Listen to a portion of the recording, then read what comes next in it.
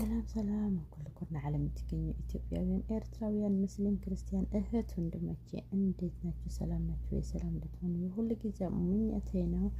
እንኳን ለፋሲካ በዓል በሰላም አደረሳችሁ አደረሰን እያልኩኝ ወደ ሀገር ካርድ መላክ የምትፈልጉ በሁሉም ኢትዮጵያውያን ማለት ነው በፈለጋችሁትን መጠን በፈለጋችሁትን ወቅት በእምነት ይላክላችኋል። እናንተ መደወል ብቻ ነው። በታች ያለ ቁጥር ደውሉ፣ ይላክላችኋል ማለት ነው። ለበዓል ለቤተሰቦቻችሁ ላኩ። እንዴት ናችሁ? ሰላም ናችሁ ወይ? ሰላም እንድትሆኑ የሁሉ ጊዜ እኔ ጸሎቴ ነው። በዓል እንዴት ነው?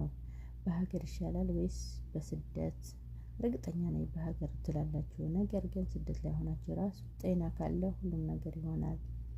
ዋናው ጤና ነው እህት ወንድሞቼ፣ ዋና ፍቅር ነው፣ ጤና ነው እና መፈቀርና መታማመን አለብን እህት ወንድሞቼ።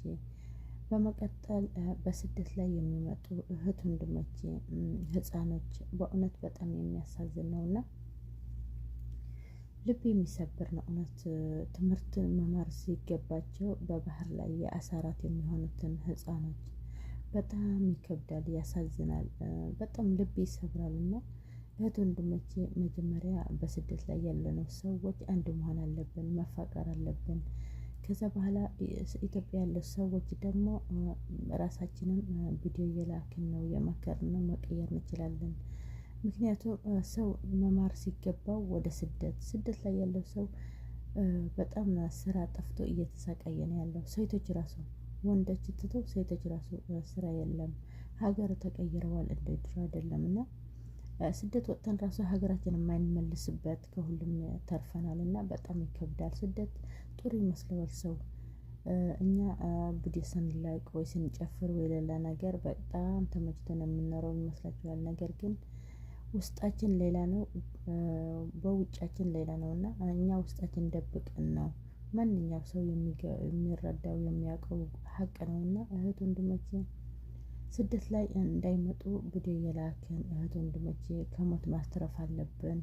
በጣም የሚያሳዝን እኛ ትውልድ ለሞት ነው የተፈጠርን መሰለኝ። በጣም እንጃ፣ በጣም የሚያሳዝን ሰዓት ነው የደረስነው እና ፍቅርና እምነትና መታሳሰብ ማስቀደም አለብን ከሁሉ በላይ።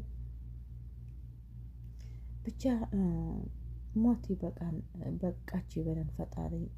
ሰላምና ፍቅር አውርደው አምላክ። እዚህ ሀገር አንኖርም፣ እዚህ መሬት ላይ አንኖርም። ነገር ግን እኛ ለዘላለም እንኖር ነው የሚመስለን። ሞት ነገ ዛሬ ይምጣ አናቅምና እስካለን ድረስ ግን ተፋቅረን ተሳስበን ተማምነን መኖር አለብን እህት ወንድሞቼ። የዛሬ ቪዲዮ እጅ ትመስል ነበር። እስከ ሌላ ቪዲዮ እስከሚመጣ ድረስ ግን ላይክ እና ሼር ሰብስክራይብ አድርጉ፣ ማድረጋችሁ አትርሱ። የዛሬ ቪዲዮ ይመስላል። ባይ ባይ።